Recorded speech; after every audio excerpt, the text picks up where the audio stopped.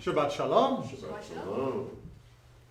Who is the first parents? Who are the first parents in all of Torah? Adam and Eve. Adam and Eve, right? Adam and Chava have Cain and Hevel. They are the first parents. Who then are the first brothers? Cain and Abel, or siblings more generally, and of course they are the first children. This is the standard structure of the Jewish relationship circle. That is to say, above we have parents, on our equal level we have our siblings, and on the level below us we have children. Who is the first brother-in-law in Torah? We know the first brother, we know the first sibling. Who is the first brother-in-law that is mentioned as such? Jethro. Too late. Yitro is also not a brother-in-law. He is a father-in-law. Lavan. Lavan, the brother of Rivka, is the first brother-in-law that is found throughout the entire Torah, which means he is also, perhaps not too surprising, the first father-in-law that we see outside of the Jewish people. Of course, inside the Jewish people, Avraham becomes the father-in-law of Rivka, even as Lavan becomes the father-in-law of Yitzchak. I think Rivka got the better side of that deal. Lavan, as we see from his work, or rather his antipathy towards Jacob, is not a great father-in-law, nor was he a good brother-in-law to Isaac. He seems to be a fairly terrible sort of person. But we get more and more brothers and sisters-in-law. We get more and more fathers and mothers-in-law as the text goes on. But by and large, at the beginning, we don't see many good examples. We have a lot of difficulty in the in-law space. Now, that's perhaps a little unfair because we have a lot of difficulty within the space of the family itself. But you can look to Esau, who had his wives, which would be, of course, the daughters-in-law of Isaac and Rebekah.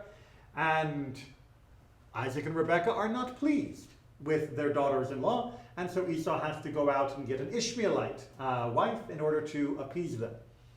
A little bit of friction between daughter-in-law and mother-in-law in particular there. We, of course, have the ultimately tragic and painful episode with Dinah, who is abducted and forcibly married, and creating both brother as well as father-in-law, and an entire city of people that condone this sort of behavior, but then who are killed by their newfound brother-in-laws, Shimon and Levi, who go through and slaughter the city. Again, not a great relationship. We see Judah and Tamar, Tamar being the daughter-in-law, Judah being the father-in-law, and well, that story also doesn't work out terribly well until just in the nick of time when Judah decides to behave more upstandingly than he had at that point. Even when we get to Moses, yes, he has an excellent relationship with his father-in-law Yitro, but what happens to Moses' wife and her relationship with her brother and sister-in-law, Aharon and Miriam? It's not pleasant, and there seems to be a great deal of friction there as well. But why? Why a friction seeming to come more often than not whenever there are people already existing within those categories? That is to say, if there is already somebody occupying the top, the equal, or the lower categories, it creates almost a 100%, not quite, but almost 100% pattern of friction. And this continues throughout the rest of Tanakh.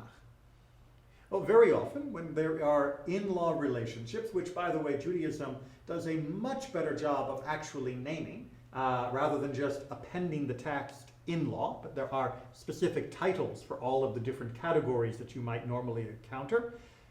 When Judaism recognizes these, it also sees that there is jealousy, competition, friction. The in-law process, in the eyes of many, brings in an additional person into a sphere already occupied, and that person already there begins to rankle at having the competition. And the people who are owing them duty or obligations begin also to sometimes feel tense in that relationship. What's the solution? Because clearly by having these names, it's expected that we will have relationships with our in-laws, that our in-laws will not simply vanish once the marriage takes place and then no longer have to interfere or impact the relationship that remains. Well, we can see examples like Moses with Jethro, with David and Jonathan, remembering they are brothers-in-law, although we often focus on their friendship, they are in fact brothers-in-law as well. We can see in multiple cases that the secret sauce for making a good relationship is very simple. Rather than seeing a new person entering this new sphere as competition, as rivalry, as a new obligation that is unwelcome, see them as having the standing of that position. A father or mother-in-law become an additional father or mother to be honored and from which to receive care, wisdom, and guidance. A new brother or sister-in-law becomes a new brother and sister.